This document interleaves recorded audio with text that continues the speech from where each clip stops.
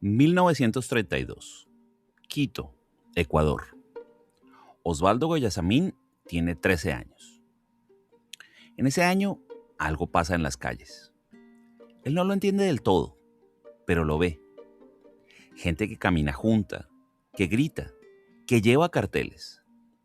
Protestan por algo que a él, desde su barrio pobre, también le duele, aunque no sepa nombrarlo. Su amigo Manjarres, un muchacho de su edad, está entre ellos. Han jugado juntos, han crecido juntos, han compartido las mismas calles de tierra. Alguien dispara y no se sabe quién ni por qué. En las protestas, a veces eso pasa. Una bala perdida, un cuerpo que cae. Pero en este caso el cuerpo es el de Manjarres. Está en el suelo, boca arriba, los brazos abiertos como si aún estuviera esperando algo. La sangre se mezcla con el polvo de la calle. La gente corre, grita, se dispersa. Alguien llora. El ruido es inmenso, pero para Guayasamín, en ese momento, no hay ruido. Solo hay una imagen. Su amigo tendido, las manos inmóviles, los ojos abiertos mirando a un cielo que ya no se ve. No lo olvida nunca. Esa imagen se queda con él. No es un recuerdo que pueda archivar y dejar en el pasado. Es una herida que no cicatriza. Durante años, décadas tal vez, volverá a ella. En sus cuadros, los cuerpos caerán una y otra vez. Los brazos se abrirán como los de Manjarres. Las manos quedarán inmóviles, acusando sin dedo, pidiendo sin voz. Él no sabía entonces que ese momento lo iba a definir, que todo lo que pintaría después, los rostros desfigurados, las manos crispadas y los cuerpos alargados, todo eso vendría de ahí, de una tarde cualquiera en Quito, de un amigo que salió a la calle y no volvió, de una bala que no iba dirigida a nadie, pero encontró su blanco. No era una escena política, pensó después. Era una escena humana.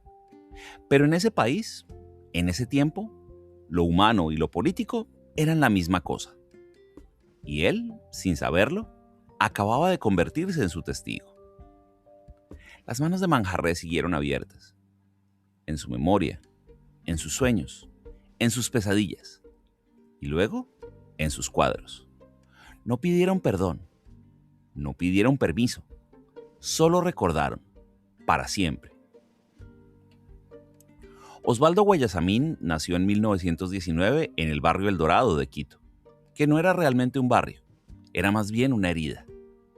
Casas de adobe, calles de tierra, niños descalzos, mujeres que lavaban ropa ajena para llevar algo a la mesa. Su padre era indígena, trabajaba como carpintero y a veces no encontraba trabajo.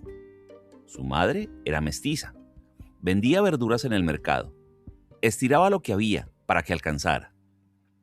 La pobreza no era una abstracción, era el olor de la casa, el hambre que a veces no se podía disimular, la ropa que siempre era la misma. Pero había historias. En las noches, cuando el cansancio aflojaba los cuerpos, alguien contaba algo. La conquista, la colonia, las masacres de indígenas en las minas, en las haciendas, en los caminos. Historias que venían de lejos, pero seguían doliendo cerca. Los abuelos las habían vivido. Los padres las heredaban. Los niños las escuchaban sin entenderlas del todo, pero entendiendo algo más hondo. El dolor no se acaba, solo cambia de nombre. Guayasamín escuchaba y miraba. Miraba las manos de su madre, agrietadas de tanto lavar. Miraba la espalda de su padre, encorvada sobre la carpintería. Miraba los rostros de los vecinos, marcados por algo que no era solo la edad. Cuando empezó a dibujar, no dibujaba paisajes, ni flores, ni retratos bonitos. Dibujaba lo que veía, lo que oía, lo que le dolía sin saber por qué. Cuerpos caídos, manos levantadas, rostros que gritaban sin boca. Los vecinos decían que era raro. Los profesores después dirían que era oscuro, pero él no sabía dibujar otra cosa. El arte no era un refugio, era una continuación. Lo que no podía decir con palabras, lo decía con trazos. Lo que la calle le mostraba cada día, él lo fijaba en el papel. Ese niño que dibujaba en el suelo con un palo, que llenaba las paredes de carbón cuando nadie miraba, ya llevaba adentro todo lo que vendría después. Las manos que aprendería a pintar ya estaban ahí, en el barrio, en la memoria, en la herida que no termina de cerrarse. A los 13 años, Osvaldo Guayasamín entró en la Escuela de Bellas Artes de Quito. Era el más joven, el más pobre, el más callado. Sus compañeros venían de familias con apellido, con dinero, con futuro asegurado. Él venía del Dorado, de las calles de tierra, de la casa donde a veces no había que comer. Los otros llevaban materiales nuevos, comprados en tiendas caras. Él dibujaba con lo que encontraba, con carbón de la cocina, con lápices prestados que otros ya habían gastado. Los maestros notaron algo raro en sus dibujos. No había paisajes, no había bodegones, no había esa belleza tranquila que se espera de un estudiante de arte. Había rostros que dolían, cuerpos torcidos, manos que se retorcían como raíces. Había rabia. Uno de los profesores, el más anciano, se le acercó una tarde y le dijo: «Tú no pintas lo que ves, pintas lo que sientes, y eso es peligroso. La gente no quiere sentir, quiere ver cosas bonitas». Guayasamín lo miró y no respondió, pero esa noche, en su casa, dibujó al profesor con las manos abiertas, como si estuviera bendiciendo o maldiciendo, no se sabía realmente. Fue el primer retrato que hizo de alguien que conocía. Le dijeron que suavizara sus trazos, que pintara cosas más bonitas, que eso era lo que vendía, lo que la gente quería comprar, lo que abría puertas. Él escuchaba, asentía y luego seguía dibujando igual. No por rebeldía, por necesidad, porque lo que llevaba adentro no se podía suavizar. Las clases eran en un edificio antiguo, con techos altos y ventanas que dejaban entrar una luz gris. Allí pasaba horas y horas, dibujando. Cuando los otros se iban, él se quedaba. Cuando la noche llegaba, él seguía. No tenía a dónde ir. No tenía prisa por volver a un barrio que no le ofrecía nada.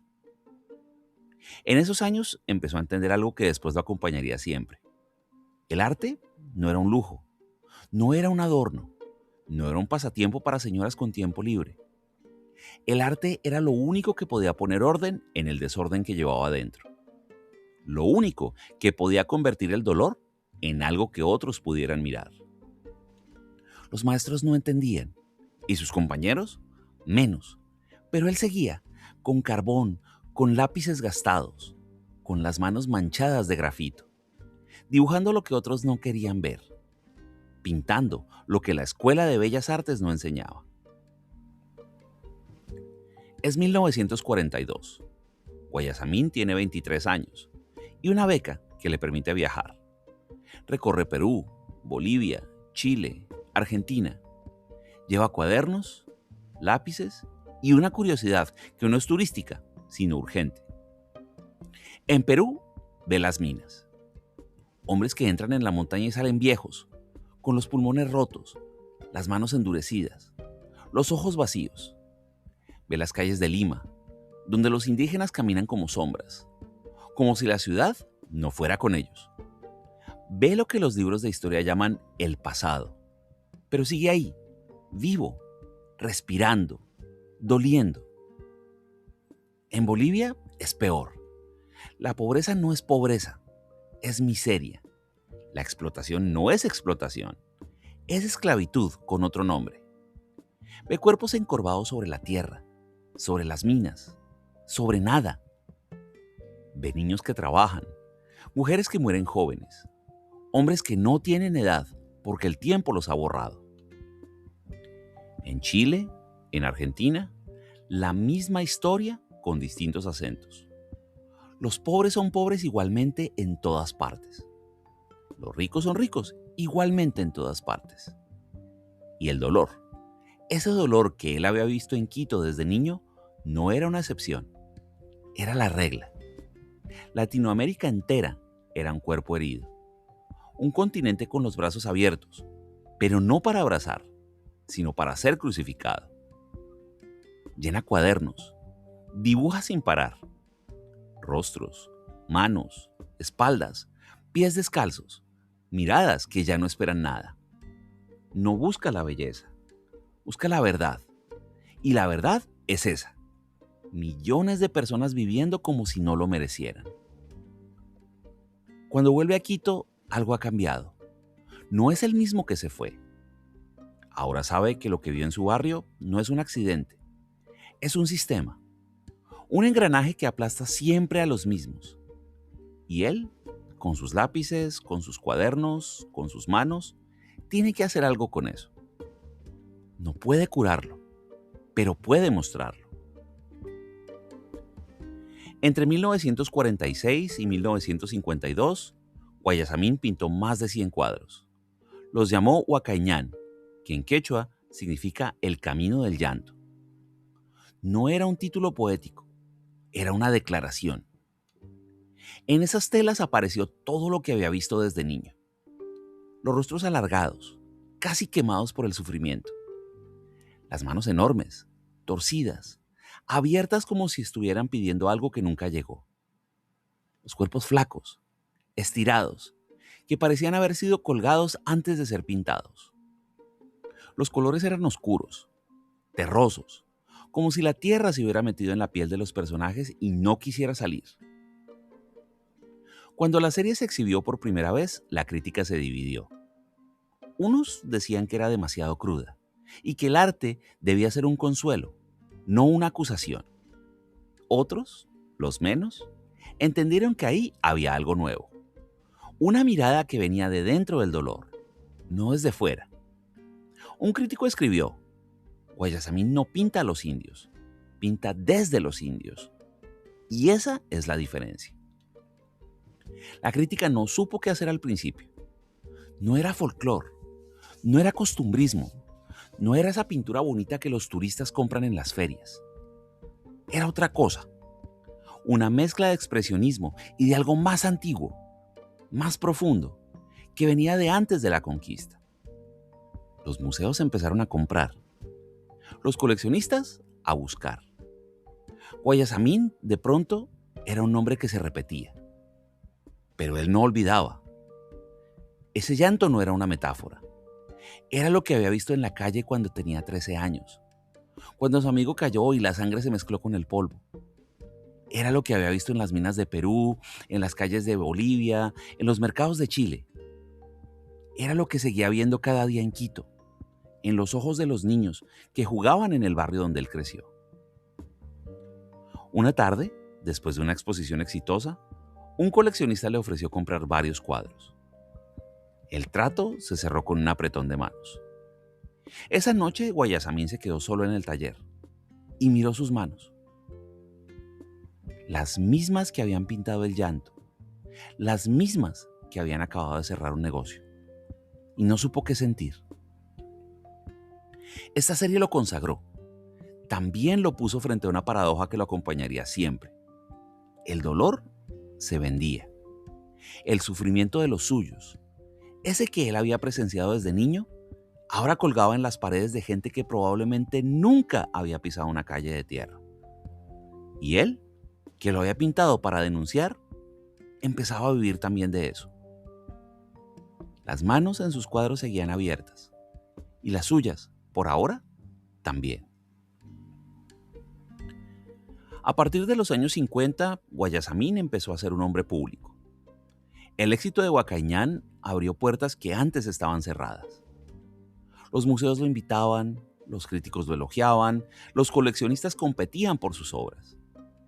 El niño del barrio El Dorado comenzó a cenar en hoteles 5 estrellas. Su taller en Quito se volvió un lugar de paso obligado para quienes visitaban Ecuador. Presidentes, artistas, intelectuales, millonarios, todos querían conocer al pintor del dolor, al hombre que había convertido el sufrimiento de los pobres en cuadros que colgaban de las paredes de los ricos. Conoció a Pablo Neruda, a Gabriel García Márquez, a Fidel Castro. Se hizo amigo de Salvador Allende. Pintó retratos de dictadores y de demócratas por igual. Su agenda acumulaba nombres de todo el espectro político, como si la ideología fuera un lujo que él no podía permitirse. Con Allende particularmente compartió largas conversaciones sobre el arte y la revolución.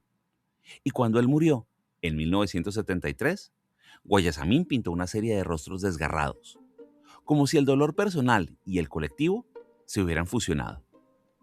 Pero también pintó a figuras polémicas del régimen, años después, en retratos que nunca quiso mostrar. Alguien le preguntó por qué aceptaba esos encargos. Y él respondió, porque ellos también son parte de esta historia. Y porque necesito el dinero para seguir pintando la otra parte.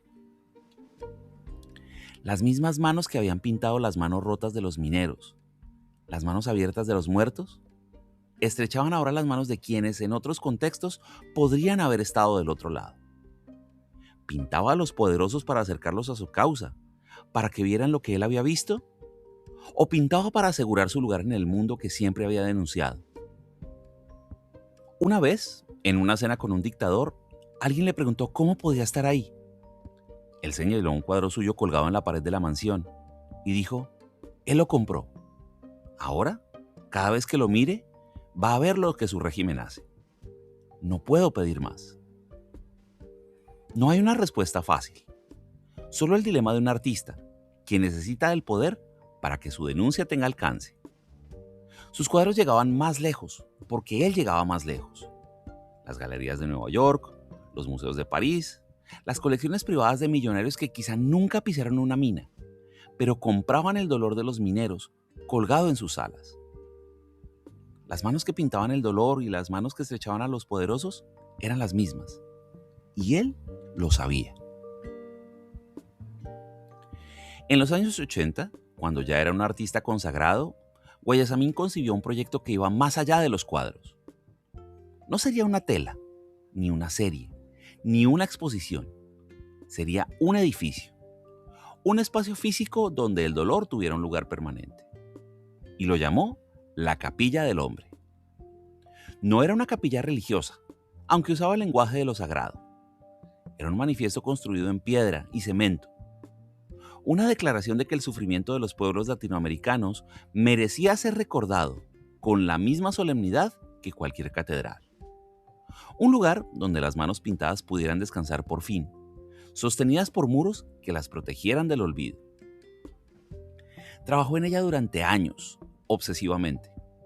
Viajaba, recaudaba fondos, supervisaba cada detalle. Los planos cambiaban, se ajustaban, crecían. No era solo un museo para colgar su obra, era una declaración de principios. Una forma de decir, esto que vi, esto que pinté no fue una pesadilla individual, fue la historia de un continente entero. A veces de madrugada iba solo a la obra. Caminaba entre los andamios, tocaba las paredes, hablaba con los obreros. Les preguntaba de dónde venían, si sus familias también habían sufrido. Un capataz recordó después. No parecía un artista famoso. Parecía uno de nosotros, pero con una obsesión rara. No alcanzó a verla terminada. Murió en 1999, un año antes de la inauguración. La capilla se abrió sin él, con sus cuadros en las paredes y su ausencia en cada esquina. Hoy está ahí, en Quito, un edificio de líneas duras y espacios abiertos. Y adentro las manos siguen abiertas. Afuera, las montañas que él miró de niño siguen igual. La capilla no lo resucita, pero lo contiene. Como si él mismo, con su obsesión final, hubiera querido construir un lugar donde su obra pudiera seguir hablando, cuando él ya no estuviera para hacerlo. En los cuadros de Guayasamín, las manos nunca descansan. Están siempre en tensión, abiertas, crispadas, levantadas. A veces piden, a veces acusan, a veces se agarran a algo que no se ve. Son manos que han visto la muerte de cerca y no pueden cerrarse. Manos de madres que perdieron hijos, de mineros que cavaron su propia tumba, de indígenas que llevan siglos esperando justicia. Manos que no sueltan, que no olvidan, que no perdonan. Están pintadas con los dedos largos, los nudillos marcados, las palmas abiertas como si aún estuvieran recibiendo el golpe. No hay una sola mano relajada en toda su obra, ni una que repose, que duerma, que descanse. Todas están en vilo. Todas esperan algo que nunca llega. El crítico de arte José María Vargas escribió: las manos de Guayasamín no son manos que sostienen, son manos que denuncian. No acarician, sino que acusan. Son la parte del cuerpo que más se acerca al grito. Pero también están las otras manos, las suyas. Las manos del pintor, las que sostuvieron el pincel durante 60 años, hora tras hora, día tras día. Las que firmaron contratos, las que saludaron a presidentes, las que recibieron premios en galerías de medio mundo, las que estrecharon las manos de Fidel Castro y de dictadores, de millonarios y de mendigos que se colaban en su taller. La distancia entre unas y otras es la distancia entre lo que vio y lo que vivió. Entre el niño que presenció un asesinato en una calle de Quito y el hombre que cenaba en hoteles 5 estrellas mientras sus cuadros colgaban en las paredes. Entre la mano que pinta el dolor y la mano que recibe el cheque. Él no intentó cerrar esa distancia. No fingió que no existía. Simplemente siguió pintando con las mismas manos, las que habían visto morir a su amigo y las que habían conocido a los poderosos, las que no podían cerrarse y las que se abrían para saludar. Todas eran las mismas y él lo sabía. Los últimos cuadros de Guayasamín, pintados en los años 90, vuelven a los mismos temas de siempre: la soledad, la vejez, la muerte. Pero hay algo distinto: menos furia, más serenidad. Los rostros siguen siendo graves, las manos siguen abiertas, los cuerpos siguen alargados, pero los colores han cambiado. Aparecen azules que antes no estaban, ocres más suaves, blancos que no son la cal de las paredes pobres, sino otra cosa. Como si después de décadas de denuncia, de rabia contenida, de pintar el dolor sin tregua, algo se hubiera quietado. No es resignación, no es olvido, es otra forma de mirar. Como si aceptara finalmente que el dolor no se acaba, solo se transforma. Que no hay cura para lo que vio, pero hay una manera de convivir con ello. Que las manos rotas no van a cerrarse nunca, pero pueden sostenerse unas a otras. En esos años, ya viejo, ya enfermo, con el cuerpo cansado, seguía yendo al taller, seguía pintando, seguía dibujando esas manos que no podía dejar de dibujar. Los temas eran los mismos, pero la mirada había cambiado. Ya no era el joven que gritaba con el pincel. Era un hombre que había visto suficiente y quería dejar constancia de lo que había visto. Algunos críticos dijeron que había perdido fuerza, que sus cuadros ya no tenían la urgencia de antes. Y quizás tenían razón, pero quizá lo que había perdido en furia lo había ganado en otra cosa, en la certeza de que el trabajo ya estaba hecho, que había cumplido con lo que tenía que cumplir, que las manos de Manjarrés, esas que vio abrirse en el suelo cuando tenía 13 años, ya no necesitaba que las pintara con rabia. Bastaba con que las recordara. Y él las recordaba, cada día, hasta el final. La Capilla del Hombre está ahí, en Quito, recibiendo visitantes de todo el mundo. Un edificio de líneas duras, de cemento y de piedra, que mira las montañas como si quisiera recordarles algo. Adentro los cuadros cuelgan en la penumbra. Las manos siguen abiertas. Los rostros siguen doliendo. Sus obras viajaron por museos de América y de Europa. Están en colecciones privadas de millonarios, en galerías de Nueva York, en paredes de hoteles 5 estrellas, donde huéspedes de paso las miran sin saber bien qué miran. Su nombre es uno de los pocos artistas latinoamericanos reconocidos globalmente. Un nombre que aparece en libros de arte, en catálogos, en ferias internacionales. Pero la pregunta que dejó no tiene una respuesta fácil. ¿Se puede denunciar la injusticia desde el éxito? ¿Se puede ser amigo de presidentes y dictadores, cenar con poderosos, vivir en casas con vista privilegiada y al mismo tiempo seguir siendo la voz de los que no tienen voz? ¿O el solo hecho de estar ahí, en ese lugar, mancha inevitablemente lo que se dice? Las manos que pintaron el dolor fueron las mismas que estrecharon las manos de quienes, en otros contextos, podrían haber estado del otro lado. Y él no lo ocultó, no fingió que no pasaba, simplemente siguió pintando, como si la respuesta no importara tanto como la pregunta. No hay moraleja, no hay enseñanza, solo la certeza de que lo intentó, de que dedicó 60 años a mostrar lo que otros preferían no ver, de que el niño que vio morir a su amigo en una calle de Quito se convirtió en un hombre que dedicó su vida a que esa imagen no se perdiera. Y en ese intento dejó imágenes que siguen doliendo, siguen preguntando, siguen abiertas, como manos. Gracias.